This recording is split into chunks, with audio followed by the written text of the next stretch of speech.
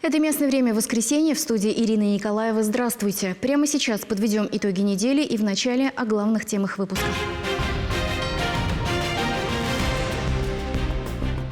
Особенный повод. Самые теплые слова звучат в адрес мам. Вспомнила, какой он был маленький, как я его качала на коленях, как он рос. В преддверии праздника в Чувашии запустили фотопроект «Мамы героев». В Чебоксарах родители вынуждены отправлять своих детей в разваливающийся садик. А эти сигнальные ленты – неизменный атрибут детского сада. Висят они здесь постоянно, так как не угадаешь, когда очередной кирпич упадет на землю. Что ответили столичные власти обеспокоенным горожанам и сколько еще дошкольных учреждений нуждаются в ремонте? В Ядринском округе открылся новый фельдшерско-акушерский пункт, 15-й по счету. Я работаю в Буйкасах. Там у меня 5 деревень. Вот сюда 2 раза в неделю приезжаю из-за того, что здесь нет фельдшера. Расскажем, как на местах решают проблему нехватки врачей и фельдшеров. В республике по нацпроекту улучшают жилищные условия студентов. Разительные отличия, конечно. Здесь намного все комфортнее. И комнаты тоже. У нас секция на 2 комнаты. Кухня на каждую секцию. Это просто огромный плюс. После масштабной реконструкции открылось 3-е общежитие ЧГУ.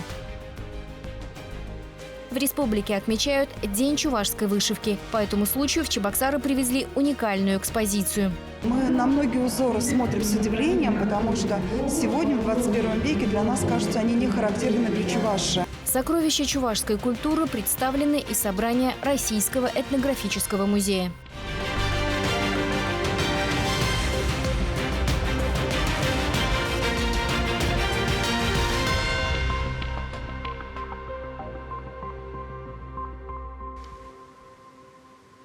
Сегодня еще один повод напомнить мамам о любви к ним и от души их поблагодарить.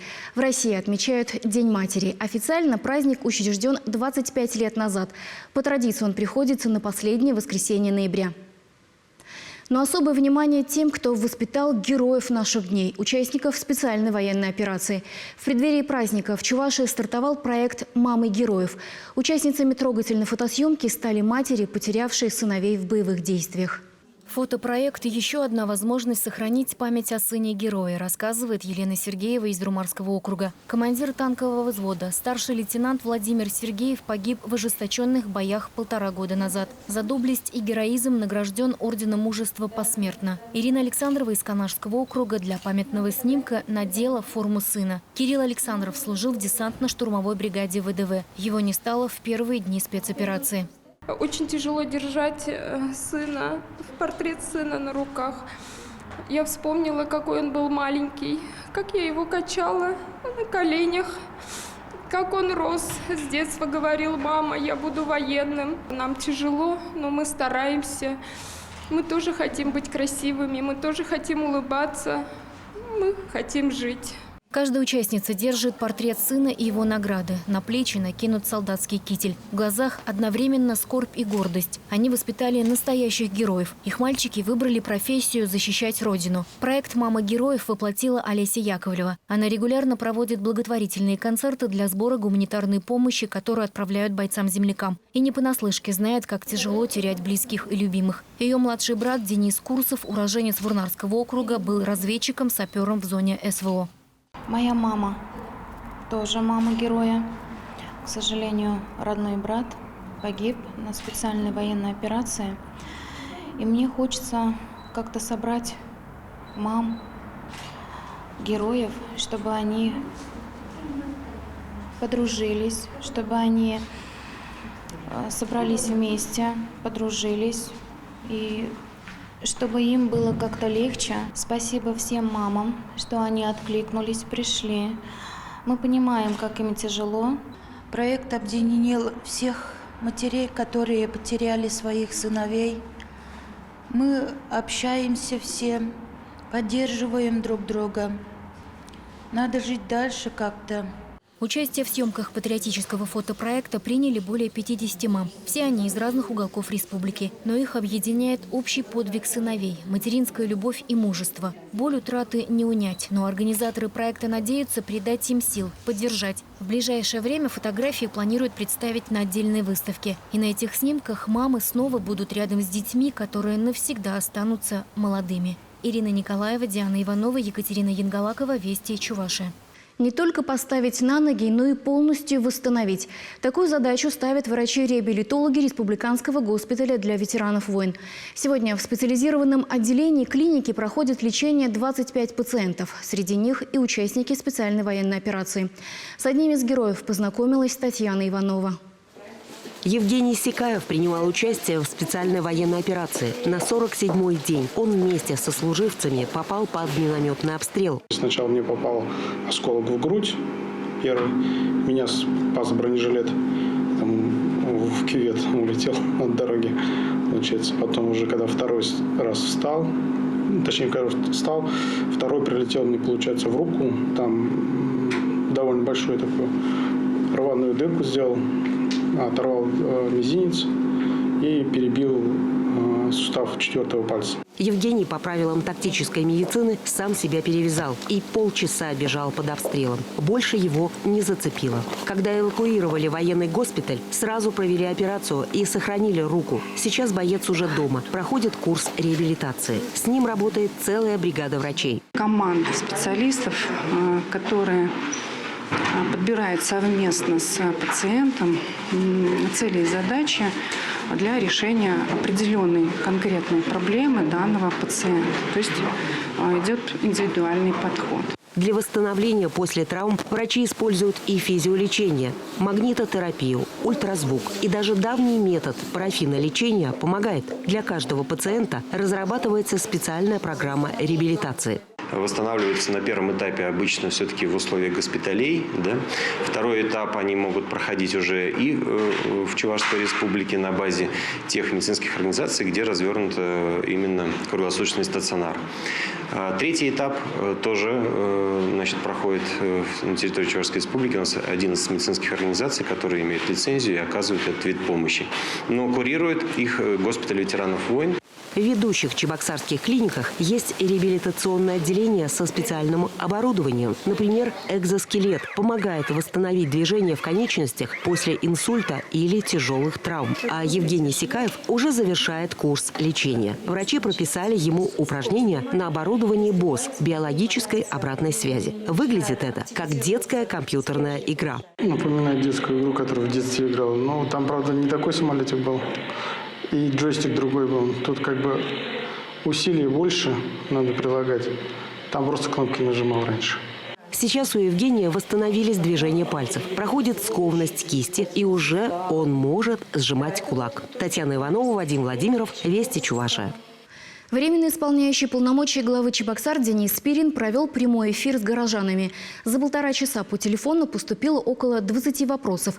Были обращения и в социальных сетях. В топе тем проблемы ЖКХ и благоустройства дворовых территорий, состояние дорог, строительство и ремонт школ. Обращение поступило и из 45-го детского сада столицы. Длительное время родители и сотрудники не могут добиться проведения ремонта. Тему продолжит Вероника Павлова. Старые деревянные окна, облупившаяся штукатурка, обрушенная кирпичная кладка. Кажется, что это здание ждет своего часа для сноса. Но нет, это детский садик, и он вполне рабочий. А эти сигнальные ленты – неизменный атрибут детского сада. Висят они здесь постоянно, так как не угадаешь, когда очередной кирпич упадет на землю. Не было длительное время после того, как я сам из него выпустился. Да, и я смотрю, просто там, как вот было там 30 лет назад все это дело, ничего не изменилось, абсолютно все на том же уровне. Здание построили в начале 60-х годов прошлого века. И капитального ремонта пока не было. Обветшал не только фасад, но и все внутри. Потолки в помещениях в потеках. В сезон дождей спасают только ведра. Особенно страдают комнаты на 2-м этаже. Пару лет назад родители своими силами отремонтировали кровлю. Но должного эффекта это не дало. О проблеме неоднократно писали в администрацию города, но тщетно. Но на сегодняшний день крыша по-прежнему протекает у нас. И в группах стоит запах сырости, плесень на стенах, плесень на потолках. Дети этим дышат, дети в этом находятся весь день.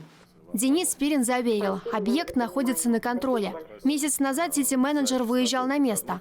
Прежде чем приступить к ремонту, необходимо оценить состояние здания, подготовить проектно-сметную документацию, а это не быстро. Мы, скорее всего, рассмотрим временное распределение детей по другим детским садам для того, чтобы решить возможности или капитального ремонта данного садика, или же его модернизацию. Все процессы будем непосредственно параллелить с процессом развития данной территории.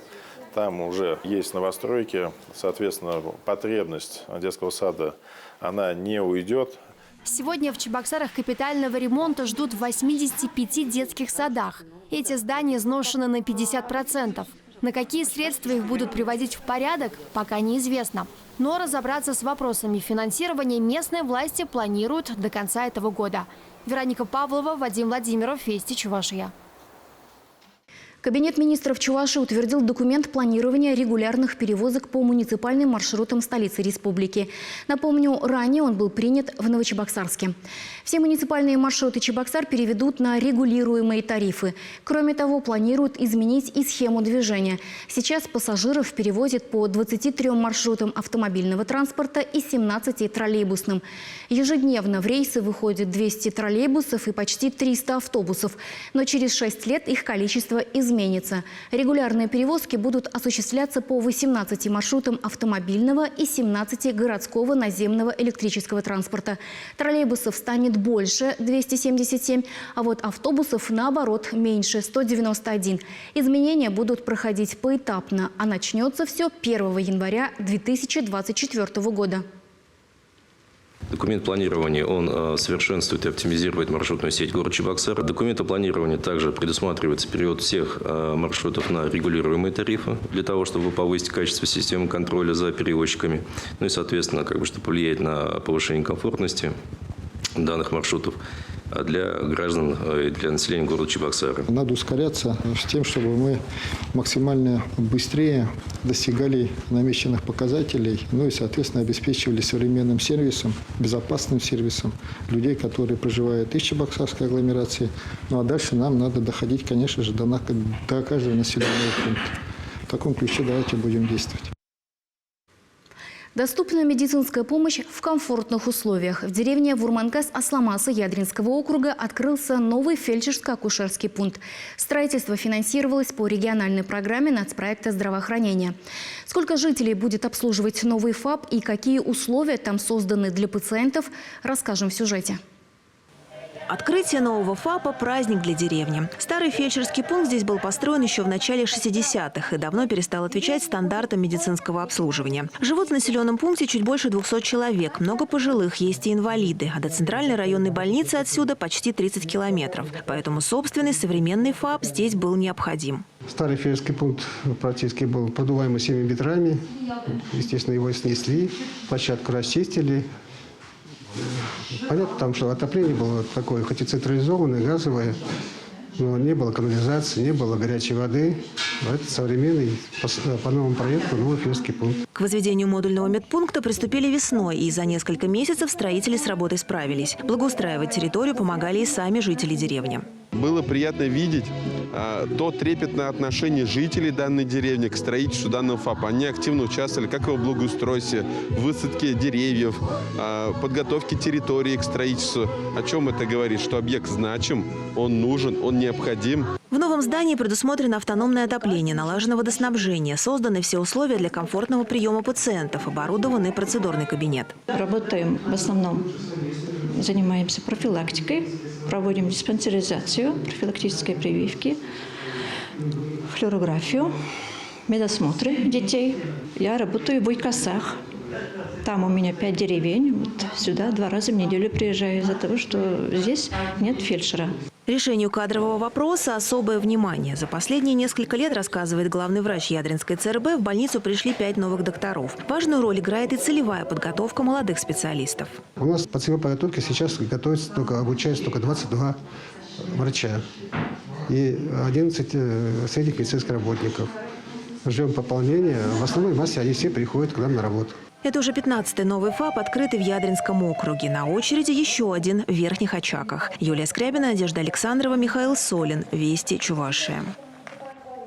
На целый этаж выросло после капитального ремонта здание 3-го общежития Чувашского госуниверситета. Реконструкция проводилась в рамках национального проекта «Наука и университеты».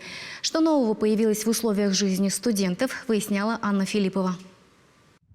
Здание общежития было построено почти 60 лет назад. Реконструкция проводилась в рамках национального проекта «Наука и университеты», который подразумевает улучшение условий труда и отдыха для тех, кто занимается наукой и учится. В Чебоксарах временный дом почти для 400 студентов технических факультетов, в том числе 38 студентов высшей инженерной школы, перестраивали по специально разработанному проекту. И мы смогли за счет вот этой индивидуальности и уникальности надстроить 6-й этаж, раздвинуть общежитие на несколько метров в ту и в другую сторону. Здесь металлический каркас, связанный с прежней конструкцией. Вот эти уникальные, интересные решения получили поддержку и заинтересованность на федеральном уровне в Миноборнауки Российской Федерации у нашего учредителя. После реконструкции площадь увеличилась больше, чем на 2600 квадратных метров. Здесь даже появился лифт, который развозит студентов по 6 этажам. Планировка этажей тоже поменялась. Раньше был один длинный коридор, теперь жилые ячейки. А в каждой комнаты, душ, санузел, кухня с холодильником и плитой и, конечно, везде проведен интернет. Разительные отличия, конечно. Здесь намного все комфортнее. И комнаты тоже. У нас секция на 2 комнаты. Кухня на каждую секцию. Это просто огромный плюс. Прачечная у нас на каждом этаже под стиральной машинки бесплатно. Просто небо и земля, потому что здесь намного хорошие условия. Все так благоустроено. Очень красиво света комнаты. И меня это очень сильно радует.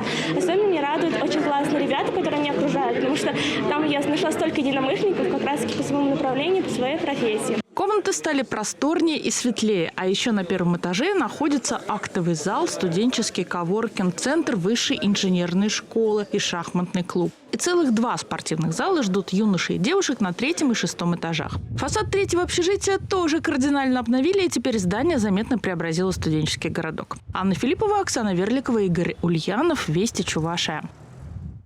В Чувашии продолжается масштабная модернизация учреждений образования.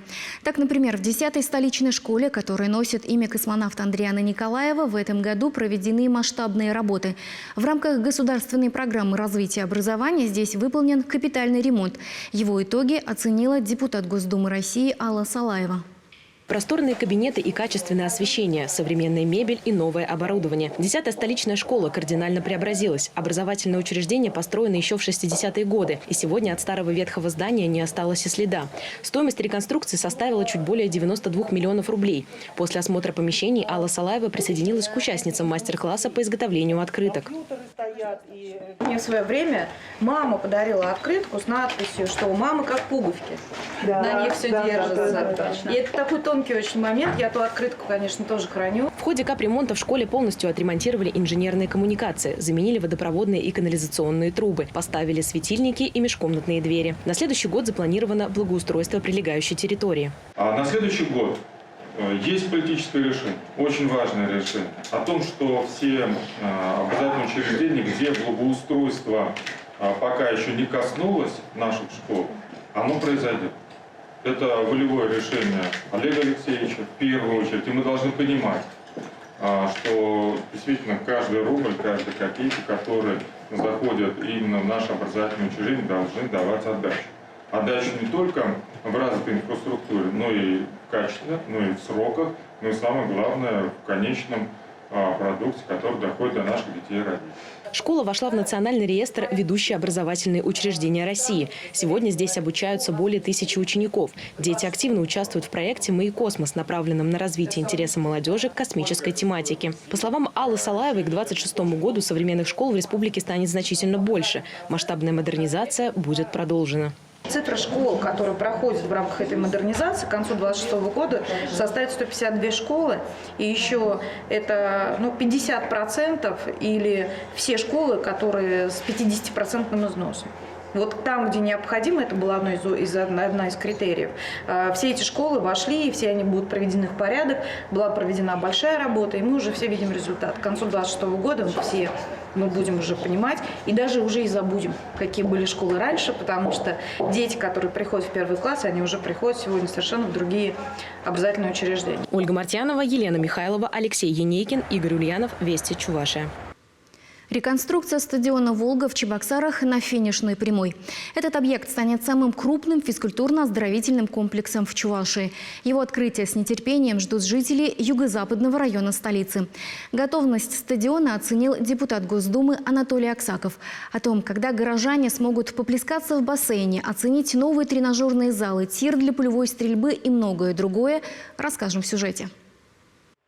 Спортивный комплекс, который может потягаться с объектами мирового уровня. Оснастят его всем самым современным и передовым оборудованием. Волейбол, баскетбол, теннис, футбол. Освоить можно любой вид спорта, чего душа пожелает. Но прежде чем сюда придут желающие, необходимо навести лоск. Хотя и на 98% практически все готово. Остались лишь небольшие штрихи. На объекте ведутся в основном пусконаладочные работы технологического оборудования. Параллельно завершается уже чистовая отделка помещений. Идет сейчас проверка на прочность и герметизацию. Это основной бассейн у нас большой, малый. Бассейны могут посещать и взрослые, и дети. К тому же позаботились и о том, чтобы благами спортивного комплекса могли воспользоваться и люди с ограниченными возможностями здоровья. На сегодняшний день в юго-западном районе нет больших спортивных объектов. Возрождение «Волги» – настоящий подарок для горожан. Анатолий Аксаков оценил старания строителей. Рад, что удалось, в общем-то, и пробить финансирование этого объекта. Ну и хорошо, что строители очень ответственно отнеслись, делают все довольно качественно, ну и быстрее сроков.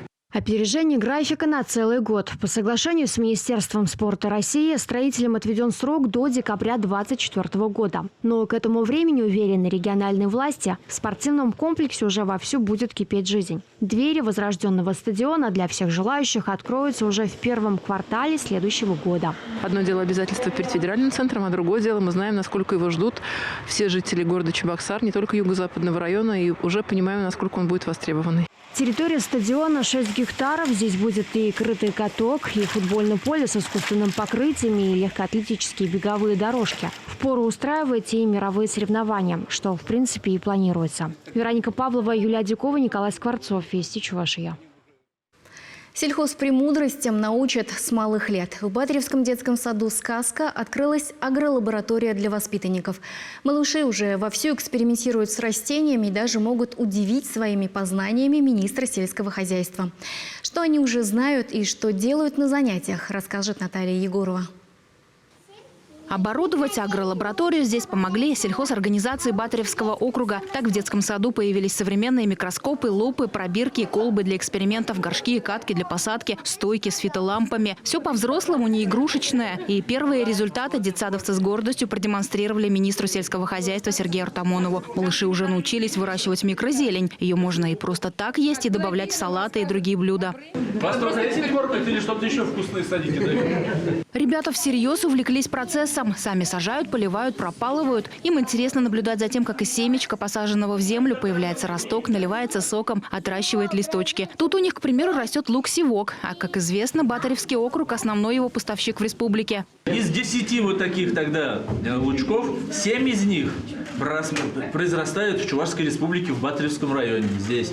Даже глубокой осенью тут растет картофель. Ребята решили узнать, какой сорт больше клубней даст. А еще в лаборатории сажают лекарственные растения и даже осваивают экзотику. Даже мы посадили недавно авокадо посадили, манго посадили. Теперь ждем всходы. Также у нас здесь растет лимон, инжир листопадный.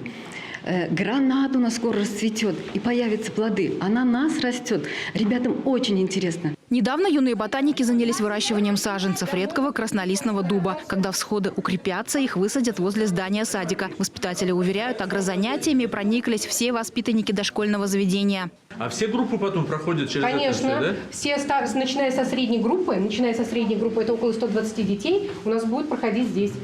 В виде занятий или в виде экспериментов. Аграрии Чувашии все чаще берут шефство над садиками. К проекту, который охватил все муниципалитеты, присоединились 150 сельхозпроизводителей. Главная цель – приобщить юное поколение к работе на родной земле. К тому же предприятиям важно взрастить новую смену. Наталья Егорова, Оксана Верликова, Виктор Степанов. Вести, Чувашия. Получить консультацию социальных работников, психологов и юристов. В Чувашии откроются первые семейные многофункциональные центры. В этом году по итогам конкурсного отбора грантовую поддержку на реализацию проектов по созданию таких служб получили 32 российских региона, в том числе и наша республика. Новые службы будут работать в Чебоксарах на базе социально-реабилитационного центра для несовершеннолетних Минтруда Чувашии, а также в Канаше при комплексном центре социального обслуживания населения. Наша съемочная группа уже побывала в столичном семейном МФЦ и познакомилась с принципом его работы. Принцип одного окна. Так работает отделение первичного приема. Здесь специалисты занимаются оперативной обработкой запросов и ориентируют семьи в получении социальных услуг. При обращении в СМФЦ не потребуется собирать дополнительные справки, например, подтверждающие статус неполной или малоимущей семьи. Для многодетной мамы Анны Качушкиной открытие новой службы – большое подспорье. Хочу записать ребенка в группу дневного пребывания. Это будет для меня большая помощь. Поводы для обращения в семейный многофункциональный центр могут быть разные. Вопросы, касающиеся воспитания, обучения, развития детей, организация программы реабилитации или социальной адаптации для ребенка, поиск работы и проведения досуга. Кроме того, в центре будут проводиться заседания семейных клубов и мастер-классы. А по выходным дням сюда может прийти вся семья и провести время с пользой. Это служба нового формата. Если раньше мы работали с определенными категориями, то сегодня в семейном МФЦ может обратиться любая семья с детьми, проживающая в городе Чебоксары. В настоящее время заключается очень много соглашений с социальными партнерами, находящимися на территории города Чебоксары, чтобы наши семьи, наши подопечные могли не только здесь у нас получить услуги, но и бесшовно, без очередей и каких-либо препятствий обратиться в другие социальные службы для решения своих семейных возникающих проблем. Сейчас идет подготовка к открытию. Проведен капремонт, закупается оборудование для работы с детьми и подростками. Семейный МФЦ в столице Чувашии распахнет свои двери уже в конце декабря этого года. Такой же аналогичный центр планируют открыть и в Канаше. Елена Михайлова, Надежда Александрова, Дмитрий Макаров. Вести, Чувашия. В республике сегодня День чувашской вышивки. По инициативе руководителей региона его начали отмечать с 2020 года. И каждый раз специально к празднику запускают новую акцию. Так ранее открылась школа чувашской вышивки, а каждый новорожденный малыш получает вышитый оберег. В этот раз жителям республики предложили прийти на работу в одежде с национальным орнаментом. Ко дню чувашской вышивки открылась новая экспозиция. Чувашские раритеты и собрания Российского этнографического музея Санкт-Петербурга разместились ненадолго в Чебоксарах. Выставка «Сохраненная красота» представлена в Национальном музее в рамках нацпроекта «Культура». В коллекции около 6 тысяч уникальных предметов.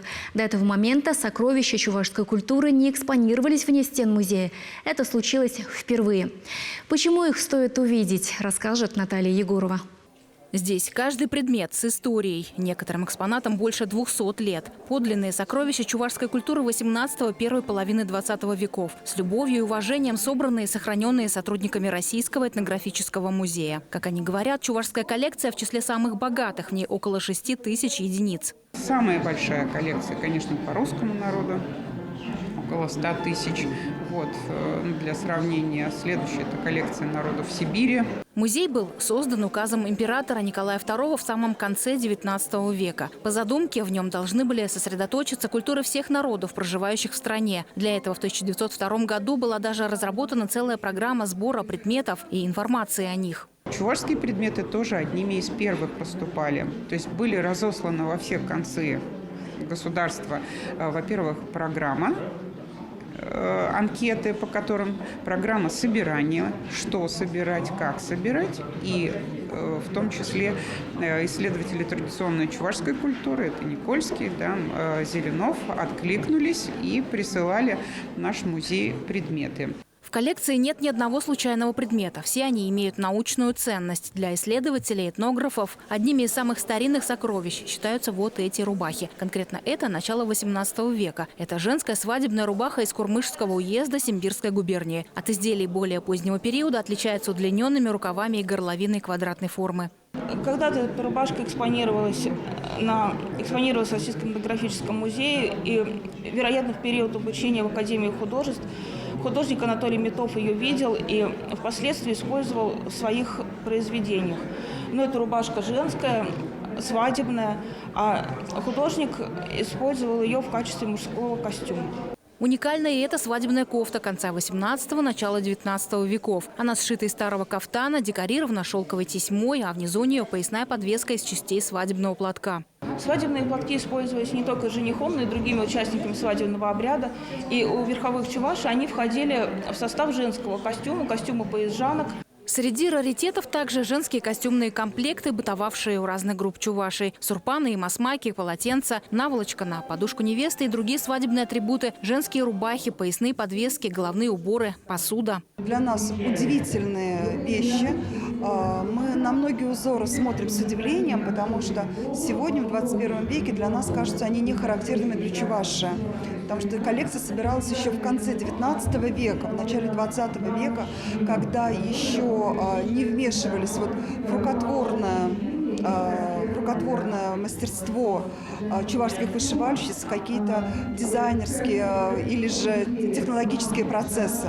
В Российский этномузей до сих пор приезжают этнографы из регионов страны и зарубежья. Ведь эти коллекции содержат поистине неисчерпаемые богатства для исследований. И это уникальная возможность прикоснуться к подлинному искусству народа, увидеть и удивиться. Всем, кто хочет увидеть уникальные предметы чувашской старины, стоит поспешить. Выставка будет работать всего 3 недели до 17 декабря. Наталья Егорова, Виктор Степанов. Вести Чувашия. Такой запомнится этой недели. Следите за событиями республики вместе с нами. Я желаю вам хорошего дня и до свидания.